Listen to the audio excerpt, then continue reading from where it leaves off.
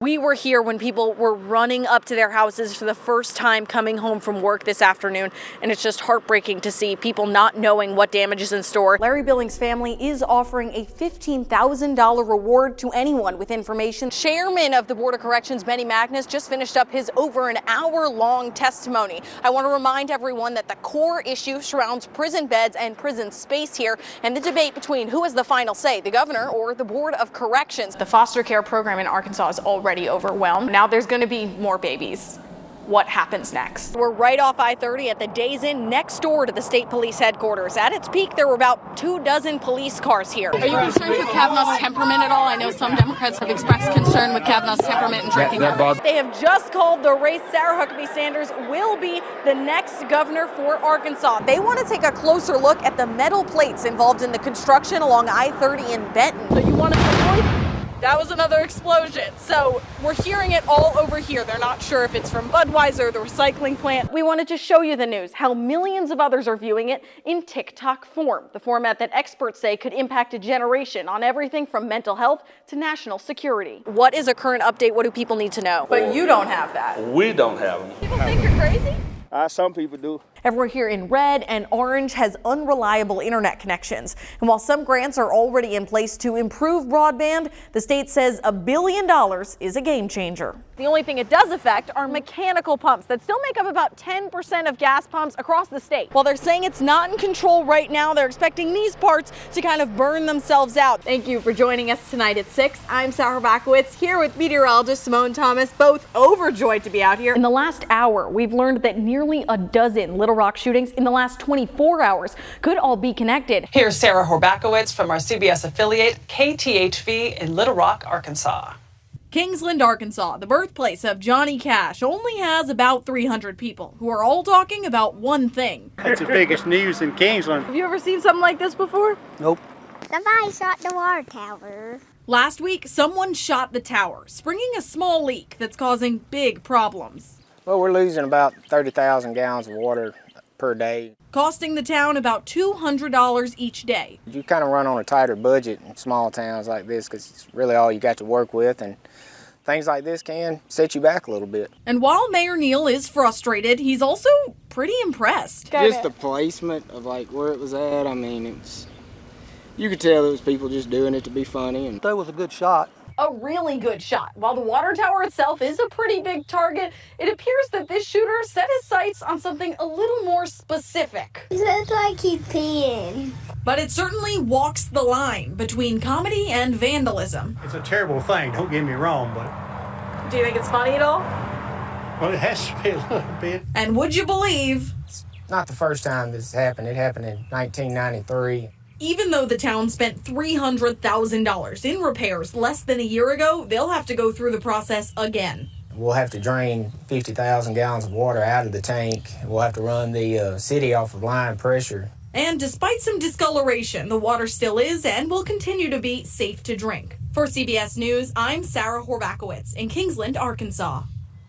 Among about 100 other families. He's got hair on his ears. Like 7-week-old baby August has lived at Big Country Chateau Apartments in Little Rock his whole life. You can hear him, the congestion, and he'll be drinking his bottle and then have to choke, because he's got so much stuff going on. So his mom, Amy Black, took him to the doctor.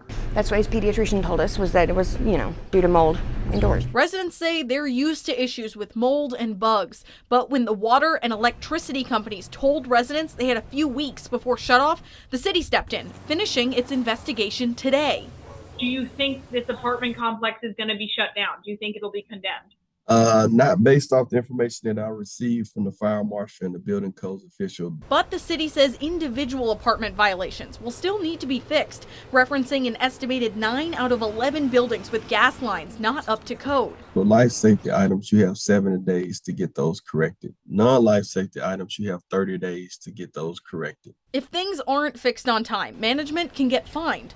But if water and electricity shut off next month, typically, then we will have to evacuate tenants out of that property. Little Rock has already prepared $50,000 for temporary hotel relocations if needed, as management says owners are working to pay the power bill and cut a deal with the water company. We've held up our end of the bargain as tenants. We pay our rent.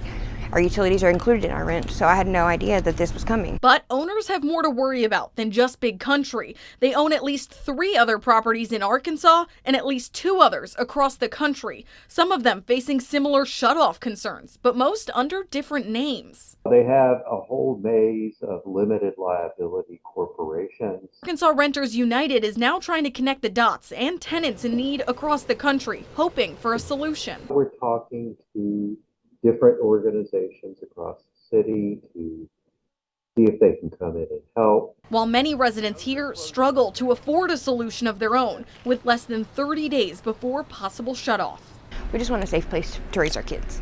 I mean, I don't feel like it's too much to ask, but lately it seems like it's an insurmountable task, you know. Management told me that one of their problems is residents not paying their rent on time. But some residents are telling me they're holding off on paying until they know for sure if they're going to have water and electricity next month. Reporting in Little Rock, Sarah Horbacewicz, THV 11 News. In 1989, Julia Golden was a McGee school teacher and a mom to a 3-year-old. Now, 35 years later, her daughter is traveling back to Arkansas to find out what happened. So good. That's what she does. Got it. That's easy. McGee, Arkansas is a small town with a deep history, one that changed Vanessa Howell's life forever. Throughout the years, I just felt like I kept just trying to have to relive it over and keep explaining myself over and over again. Is that 2 right here? This is the first time she's gone back in 35 years, hanging up flyers of her mom, Julia Golden, killed in 1989 when Vanessa was just 3. How you doing? Now, she's hoping someone comes forward to help solve this cold case. Why come back to Arkansas? Why keep searching through all these documents? Just because my family doesn't know what happened, they were very fearful. So I've always searched, I've never made that jump to come back here. So I just thought, you know, it's time. For Vanessa, it's a journey of justice. She wasn't at my wedding. She didn't get to see her grandkids. And to leave a 3-year-old little girl to find her mother. I mean, I just think that just has to be a pretty evil person. Her search for closure, not just bringing Vanessa to McGee. So this is my first time being back and being this close to what happened. But to the doorstep of her childhood home, the last place she saw her mom alive. She's killed, murdered right here, on the other side right here. I think that that's the part for me that is most troubling, is that a crime scene of that magnitude, no one saw anything. When everyone was so close. When everyone was so close. Julia Golden was killed here on September 24th, 1989. At just 3 years old, Vanessa woke up to find her. So I ran over there and I said, "Mommy, Mommy, wake up." She ran to a neighbor's who called 911. She had been stabbed repeatedly. Her throat had been slashed. Clothes were ripped off of her. They said she was stabbed over 100 times. So her body, so she's on this wall and then her room is right behind her.